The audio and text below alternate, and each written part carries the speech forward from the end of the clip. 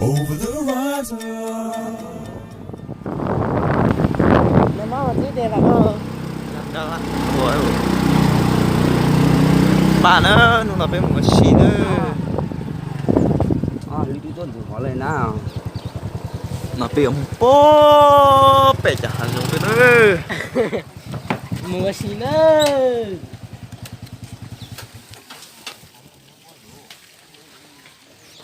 Nó bây giờ muốn gì ở xí nữa. Bố bể tao xí này, bể một số bố bể chả là trong xí nữa mà. Đi, cho bể xí để xí cái nữa, bà bây giờ muốn nữa. Tuổi này bà bây giờ mua xí nữa, nhưng mà bây giờ tao hả mua gì ở xí sẽ tao xí hả giống nữa, ta tọm ba nói mù nè, tao để lại mình chỉ sẽ cửa hàng xí nữa, Mà tí lò dễ là. ba mù nữa ta xin nó, tôi cho ta nói mù nữa. Muốn tổng mua bắt đầu từ cá chả mua Mù nữa ba mù nữa. muốn chọn tôi từ tiền lúa này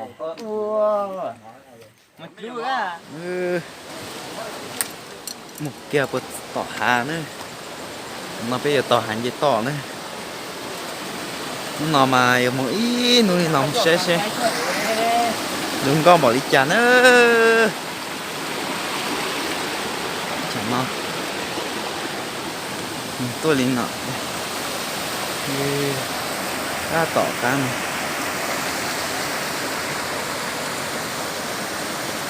Bây giờ cho có chạy để rong con mà kia bên xe này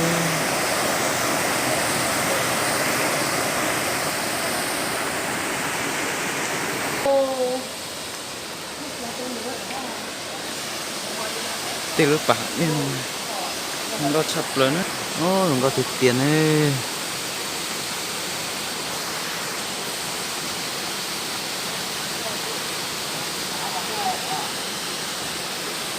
Lưu bản nó mà cho xì nữa, bản đây to xe nữa, đừng có thịt tiền ấy.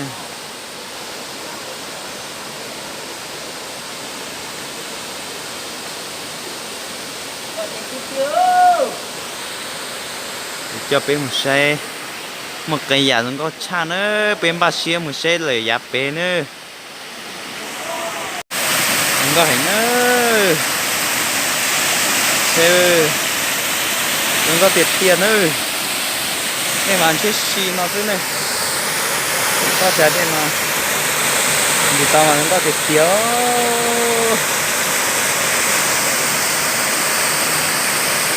giờ thì lo mà. Bây giờ chúng con nữa làm mà để hãy nó mua rồi mà không có sắp lời nữa cái mà xe thì mình sẽ cho trong chắc hẳn làm gì thế này có bảo học tôi lại nữa không có sắp lời nữa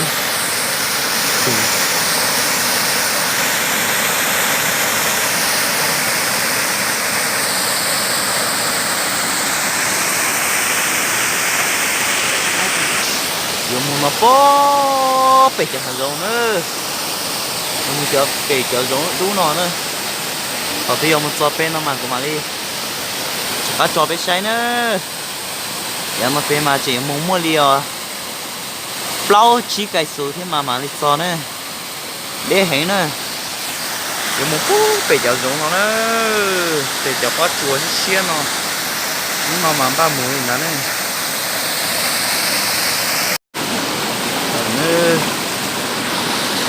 Tập hết luôn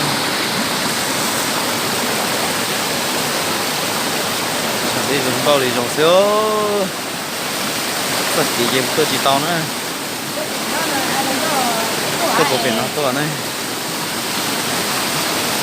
có thịt tiền nữa có trái đi chết xì mà thế này có chặt lớn thì tao bỏ luôn mà khu chợ của cô chết tôi cháy nữa rồi nhớ dần chung này chấm to xía mà rất tì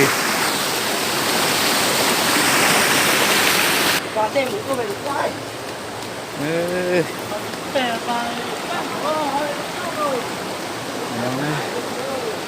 ta tọt bằng một lò gì cực kỳ nữa cái nó nhập hơi ở chỗ cực tu xí nè chỉ cho bắt chặt đấy ô người dùng câu chỉ tao một giò nữa bắt xe vậy tận tên nó bây giờ một giò lấy cho bây giờ được xe nữa hắn to à cho bây là xe ba nữa bắt xịt đồ dùng câu chắp lời mong người chắp lời với tích hiệu nhá lan nữa ta tọt từ dùng câu chắp lời nữa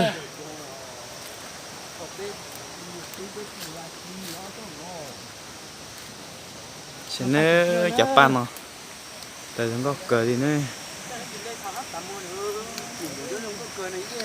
chuyện nào cô có sắp lời ta chỉ cho một ba biệt chân này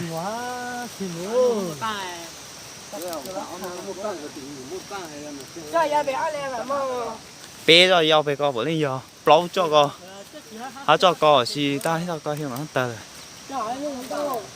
rồi của cho tóc cơ là cho thông lời để tên nó ra muốn luôn ta là tên chúng ta chơi hợp bao á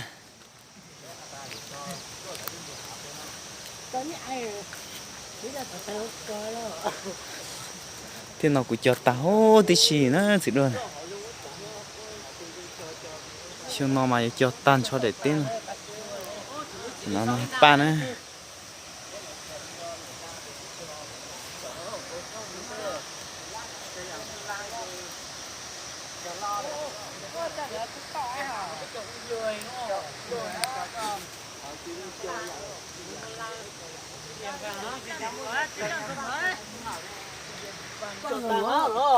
sẽ nữa cho nông poli pass nữa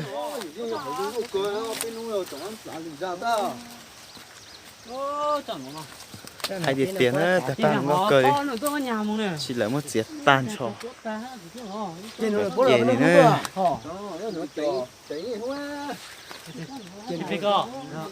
không có cười nữa ai nó cười không ạ? Chè nữa. Môi. Ai nó chè vậy?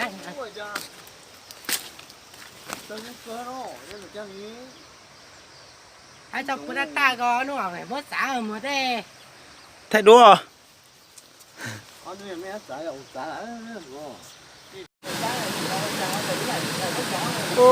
Nó chập rồi nữa, lúc bà thế nó mà. Nó chập rồi nữa. lấy làm tù kia là bê ra Thì cái này tổn tôi nè. người ta tù đó trống tông có tốt bột ra cho lụa xì ô bên nó muốn tông khó chế nó quá là nó cười nữa, lúc bà thế nó này.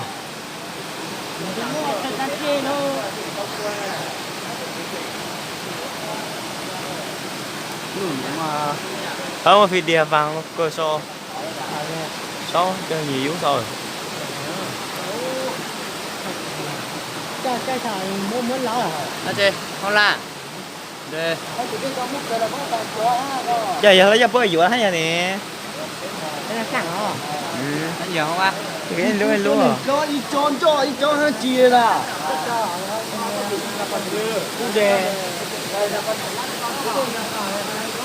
phi đìa vàng chết xí nữa Đây là hai con đầu thế nữa. Mua cái Việt lớn kia là sao họ lời nè. Việt lớn mua một cái cái nhám hơn Việt đâu. Ta một tôi. Dù có mua dù giờ lấy dù cho bé u mà lên. Anh nói. con ơi đỉnh luôn ơi xin là cá cười luôn ơi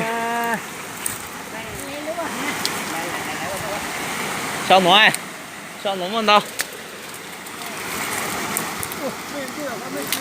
đâu cười con sáng chiếc sáng tỏ con hát sao mà tên lúc sao nói ra thì ông vợ lỡ hả mà ô cá cười nữa nè chưa tới giờ nữa mà tròn dễ chú gì đó một khẩu này cho nó có da nữa bé một cho này chế à nó trên chị eo chị eo nó không tới chị lính nhá chúa tao nó mình chỉ cần rồi lắp cùi nhỏ xả lắp vô chứ cái đâu rồi xả nó xả em bạn sửa đâu mà lát của luôn á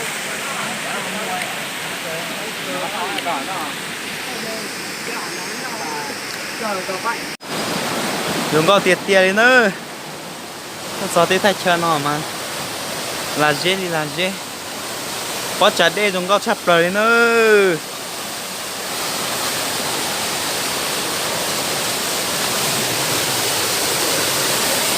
nó tiệt tiệt đi nó bắt chả đi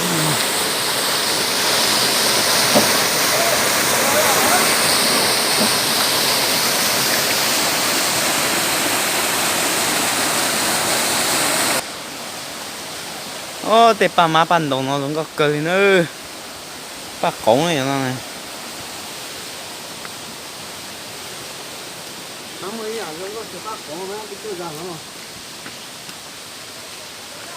bên một xe bao chặt đi nữa không có chặt lời đi nữa xe thiệp bóng này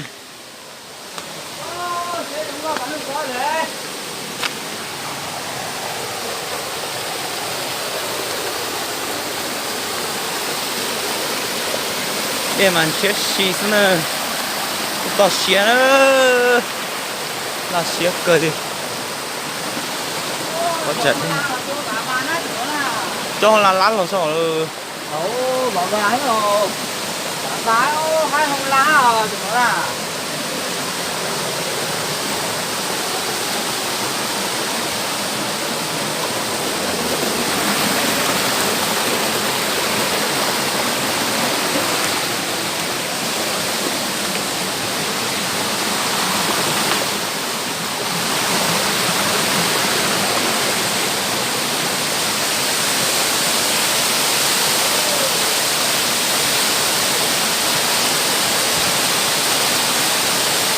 nó chập rồi nó là đi tao có cười luôn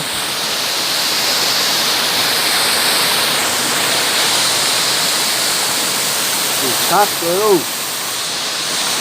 có cười luôn mua phản chúa mua phản đồ chứ phản trồng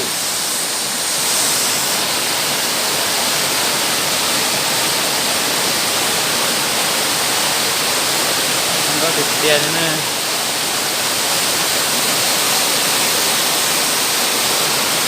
mà biết tôi còn nữa không có sắp lần nữa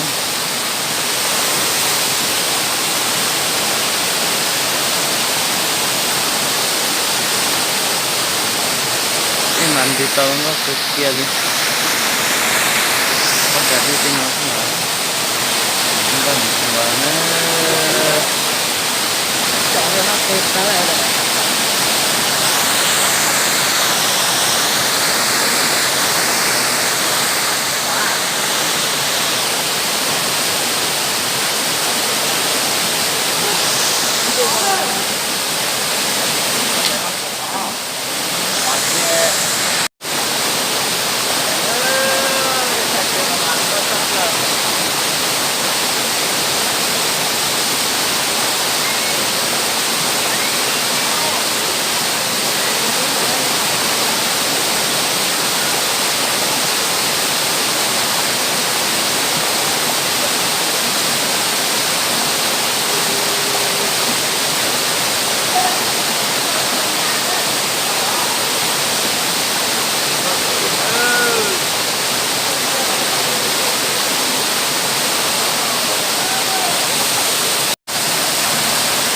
làm một xe khó chua nữa cái mùng gà lúc khó chua thì nó nữa cho bên mình xeอยู่ตรงก็đi chào nó mới gì đó nữa nó cho bên mình xe cá chua nữa đừng có tiền tiền nữa cái bao giờ mà đi xí nó thôi đừng có chấp lời đi cái màn chết xí nữa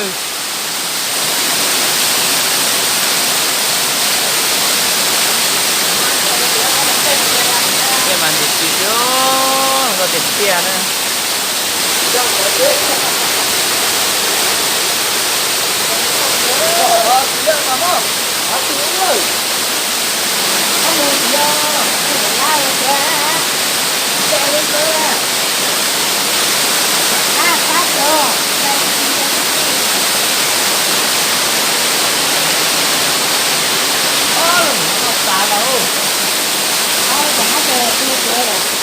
nhưng mà thì khi nó một cú á cho nó cú nhỏ nó đấy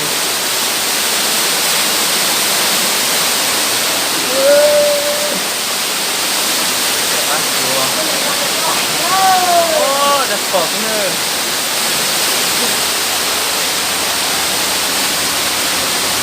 sẽ cá chua cái nó ơi rồi đi nọ cái nữa nó sắp rồi nữa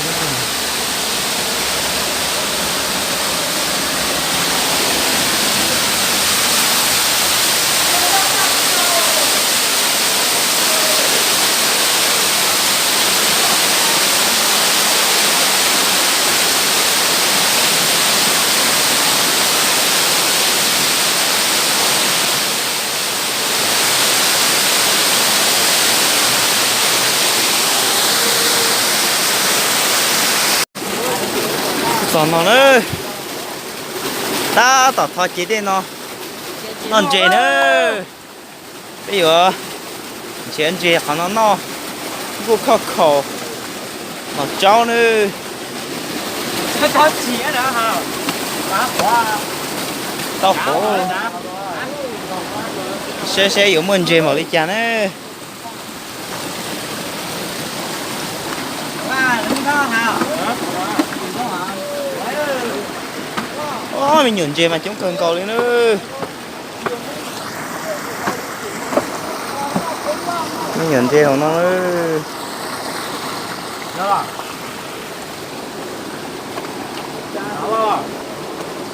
cái chỗ đó nó cái sao nó sụn nữa mà bé ở chu我那个节能嘛，别摸有心啊，我嘛不要什么嘛，别菜一路路上这了嘛，别路这别高路，我前天上这了嘛，就咯，不能上这哈。上lên đồ hả bà? 我家这个他做来了，他做来的。我们家有这个门楼，这楼高的。啊，他可能還在估我對路啊。我想去地上的路哦，có điều kiện nó có điện có điện là chỉ nó có điện nó chỉ mà nó có chụp rồi nó muốn đi bắt chơi, bắt chơi lò ô khó nó nè bắt chơi thôi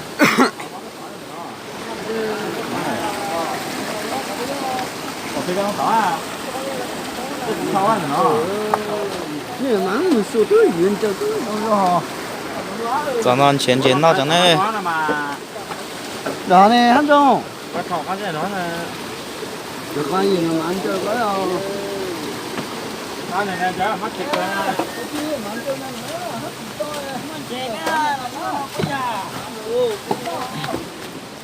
cho bé lợn cô mà cho hết khó khổ nè sẽ cũng một tí từ khó khổ nhưng họ nó nè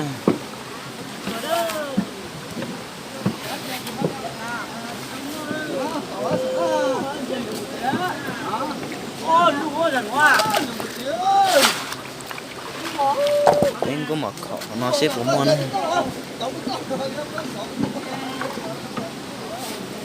ô bé thọ ôi bác quá món trên nó cỡ nữa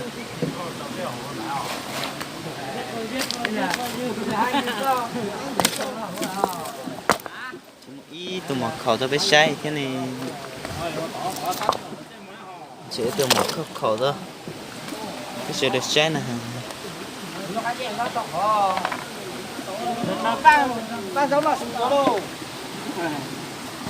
ba tổng ba nọ nữa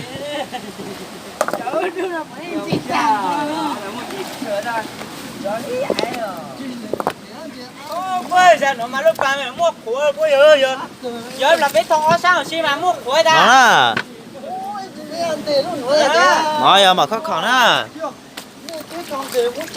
nên sẽ tụi nó giờ mà khó khăn lo chắp lời nữa bây giờ mới tàu tí tụi nó tao biết xe xí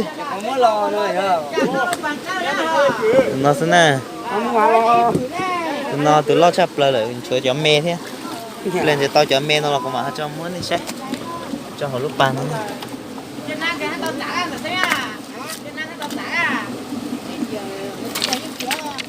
ô mình chỉ nhá nó thì nữa chú đừng gì cả tao á anh gì ô chỉ ăn chiều cả tao cả tao ra tiền chiều cái gì tao xe nữa nó cái cả tao này nó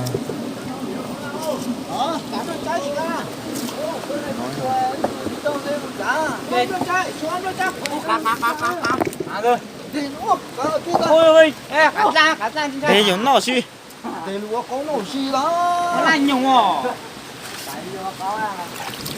đi plek của mặt chưa bây giờ xe chết luôn á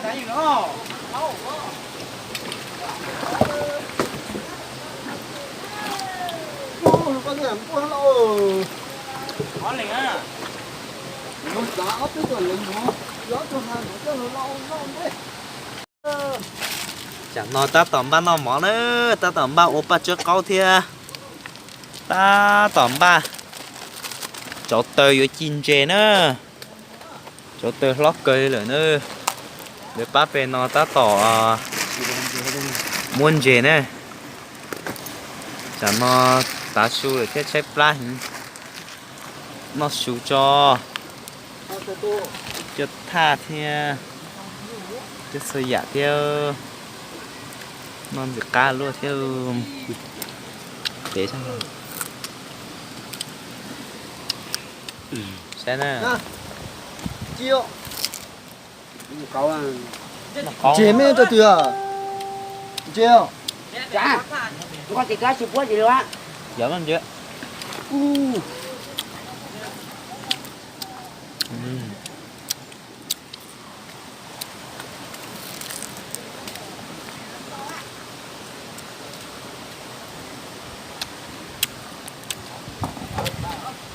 được bác luôn trấn với đường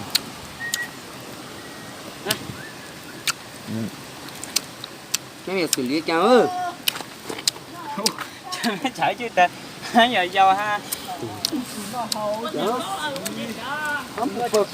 cháu sao là nó là có hầu ấy toàn chuyện đâu còn với không một trâu còn là chỉ xì búa như là lính lia như là lính quật lé xem mà hoa lạnh chia dễ nó cho thì cho chỉ cả một trong này cho nó hết có có mà không lo sập lớn nó cuốn truy thằng chế nó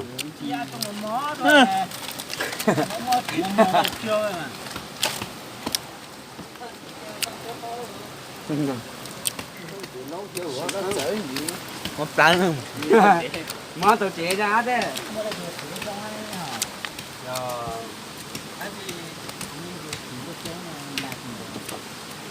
ơi món ba rồi rồi nó giống món đó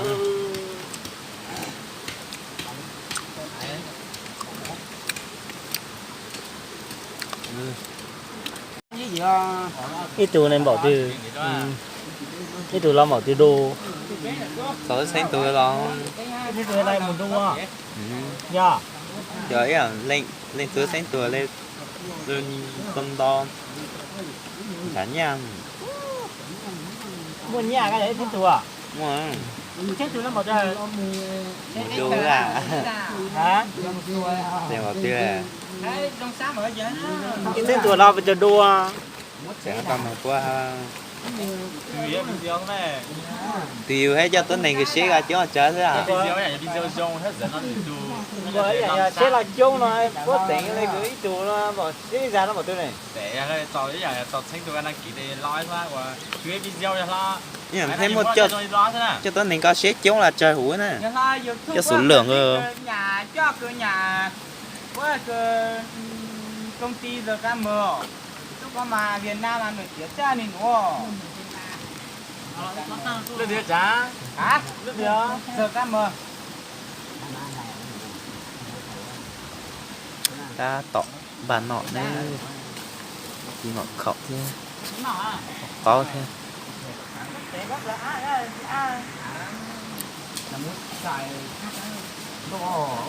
Cái được khởi mấy chuyện nè. Bây giờ nè, cái được khởi mấy chuyện. Thử đó. Kiếm lông này.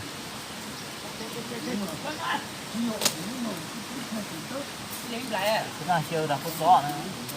Có ra hiệu rồi. Chúng mình chỉnh chơi luôn. Không có cái chảo chú à.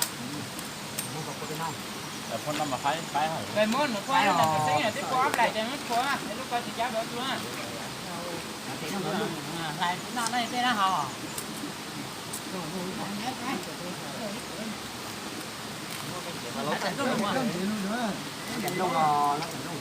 Cái phen ăn lại cho lần nữa, ăn lại cho lần nữa, em đóng gì thế nè. Đường đâu? Nhà chơi can quê lên mò nó chơi can quê à? Cái phen đã nó sửa cái phen. Tại luôn à. Lúc còn mà lo tôi thua là lúc có. Anh trẻ ăn lon mà ăn lon in phứ ở thằng trẻ. Nó nản nhóc à. Ủa mày Chỉ mới lon chơi cả. Nó tàu chí đã. Đấy, bây giờ chắc tôi là hơi mất cuốn rồi. Tôi làm ngọt cũng được, không được con chú. Đấy không?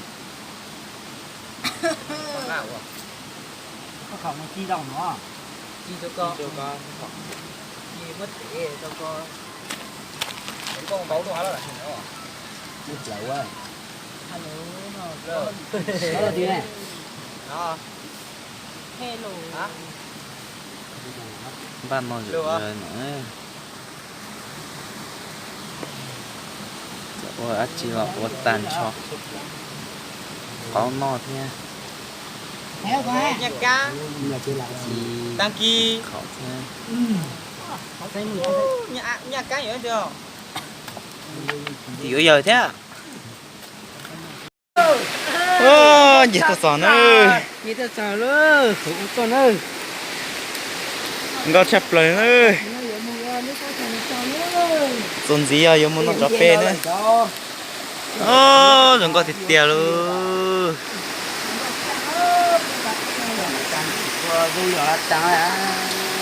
Để xem bà hành kia. Tàu ở đây không nó phải làm của đuổi trả nhẹ rồi. Có máy. Nó máy này máy tàu nữa mà nó. Đừng có cười. Ô, bây giờ thay nó luôn. Chú ơi. Thật là chú anh ơi.